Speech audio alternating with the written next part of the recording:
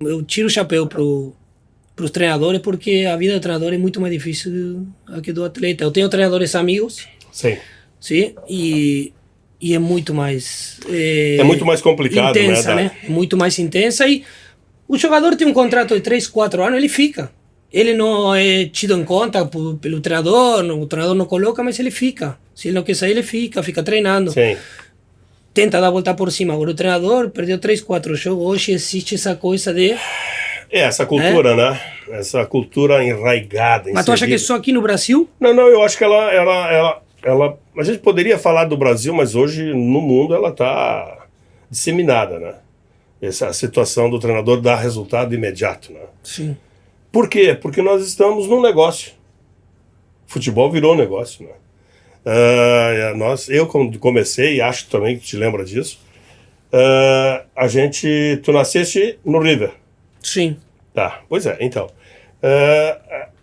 O River era o River, o que tu querias jogar no River. Tu querias ser jogador do time profissional, né, do primeiro time do River, e foste. Hoje em dia não. Hoje em dia os jogadores estão chegando com 16, 17 anos, já tem contrato profissional, já estão pensando, fora, né? já estão pensando no Real Madrid, no Barcelona e tal. Então virou negócio, e assim vai. Não só o jogador, mas o empresário, o dirigente, todo mundo funciona assim, né? Então... Mas hoje está muito mais fácil sair para o jovem. Tem muita mais possibilidade. Tem muito mais, porque, tem um mercado muito maior hoje em dia, né? Porque ele não precisa fazer 20 gols. Ele não precisa mostrar hoje, jogar 30 partidas no profissional para mostrar serviço. A única coisa que parece que precisa é vestir talvez a camiseta da seleção brasileira para conseguir galgar um contrato um pouquinho melhor. Mas existe um mercado, tem dois mercados que eu acho que são bem interessantes, que talvez as pessoas ainda não tenham se dado conta. Os europeus que são, né, o mercado comprador, está vindo buscar. Aqui no Brasil, claro que aqui na América do Sul, não é no Brasil, mas na América do Sul, eu acho que é a mão de obra, eu chamo de pé de obra, né, o melhor pé de obra do mundo, né? E eles estão vindo buscar esse pé de obra. Eles se deram conta que se eles vierem buscar antes, né, eles podem educar esse pé de obra. Sim. Então existe uma faixa etária aí dos 14, 15, 16 anos que eles estão vindo buscar. E o que passa dessa faixa já fica mais difícil, o mercado é outro, é menor. É menor e com valor menor, tá? Porque já passou, já fica mais difícil. O que eu estou querendo dizer com isso? Que na América do Sul, eu estou agora falando, eu falei da América do Sul, mas agora eu estou falando especificamente do Brasil, porque eu não posso falar dos outros países da América do Sul, porque não trabalhei, né? Mas aqui no Brasil eu posso falar, nós temos uma fenda muito grande educacional. Nós não formamos aqui o cidadão, nós formamos aqui apenas e única, exclusivamente o jogador de futebol.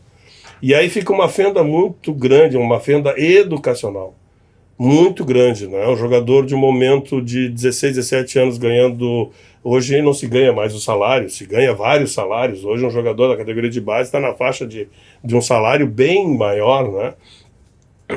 Desse salário para um outro salário astronômico, e não tem preparação para isso, né? Quando eu iniciei a falar contigo, eu falei da parte cognitiva, que os nossos filhos precisam treinar isso.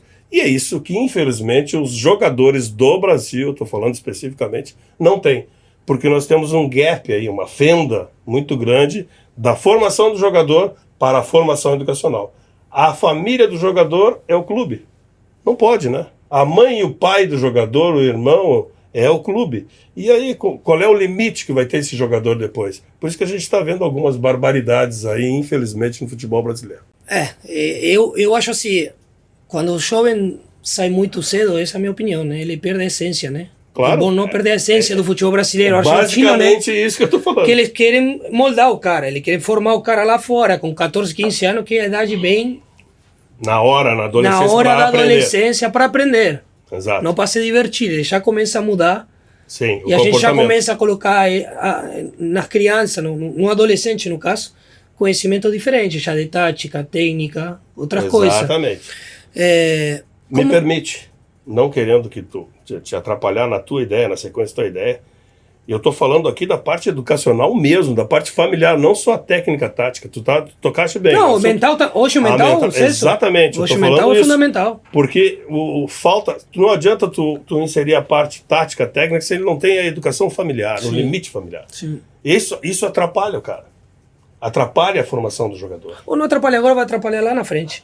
Exatamente. Lá na frente vai ter problema. É o que nós estamos porque a família é um pilar, coisa. né? É um pilar. A gente traz a educação da família, não traz a educação da TV, dos clubes, primeiro da família. Exatamente. A gente se forma lá em casa. Exatamente. A gente chega até aqui. É isso que nós estamos falando. A gente chega até aqui por causa do pai, mãe. Né? E a gente se destaca por causa de pai e mãe. Exatamente. Exatamente. A gente leva esse legado para os filhos, no teu caso, filho, neto.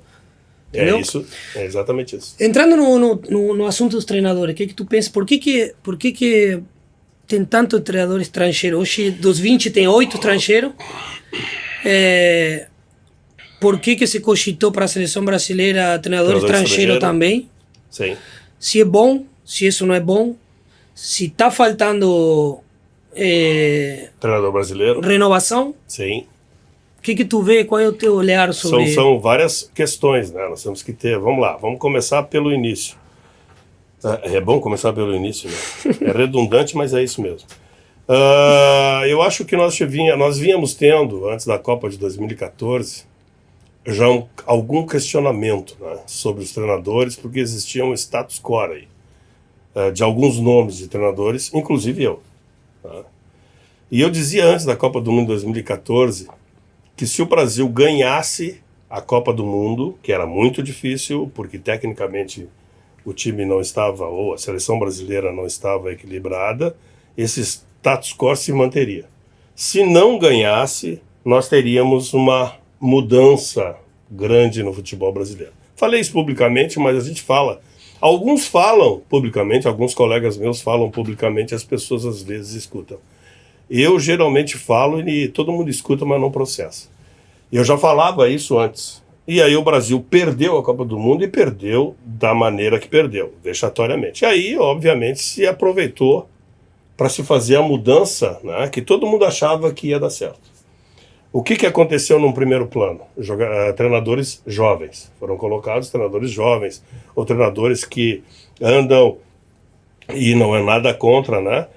Com cursos com o laptop, com o computador, com a informação e tal, e foram colocados diretamente na frente para trabalhar sem uma experiência que tem que haver, porque o que se faz, ou a mudança é dentro do campo, é no treinamento, é ali. Essas ferramentas todas, elas são necessárias, são importantes, fazem parte da modernidade, tem, né? Mas todo mundo tem.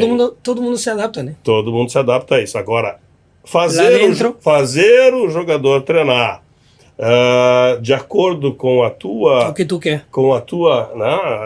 Né, convencer o teu mapa, né, de como tu tem o teu grupo ali, é a dificuldade. Então, isso não é para qualquer um. Então, aí, essa primeira etapa, nós tivemos alguns que se destacaram, mas poucos conseguiram seguir adiante. Manter, né? Se manter. Aí, o que o dirigente fez? E eu não falei de dirigente ainda, né? O que o dirigente fez? Bom, os jovens estão... Depois da Copa de 2014, os jovens estão com alguns problemas, não estão dando o retorno que a gente imaginava. Bom, o treinador antigo brasileiro, antes da Copa de 2014, está defasado. Está ultrapassado, né? Todo mundo falou isso, publicamente, a imprensa, todo mundo falou. Aí o que nós vamos fazer? Bom, vamos trazer então o treinador estrangeiro. Trouxeram o Jesus, que foi o que deu certo. Vamos começar pela situação do certo. O Jesus que era crucificado em Portugal, né? Que tinha vários problemas em Portugal, veio, pegou o Flamengo num momento bom e fez um belo trabalho, o mérito dele e tal. Aí, pronto, abriu a porta. Abriu a porta. E o que eu acho disso tudo, D'Alessandro, né, não é a situação do treinador estrangeiro ou do treinador jovem. Seja ele português, seja ele argentino, seja ele chileno, seja a cidadania que tiver. Eu acho que o que a gente não está se dando conta, depois da Copa do Mundo, é sobre a qualidade do futebol brasileiro. O futebol brasileiro melhorou depois de 2014, com essas mudanças todas. Nós estamos iguais, nós estamos piores. O que aconteceu? Houveram mudanças táticas? Vieram alguma coisa que realmente somasse para o futebol brasileiro? Ou o dirigente está se escondendo atrás de trazer nomes do exterior que duram 5, 6 meses e ele não se incomoda com nada.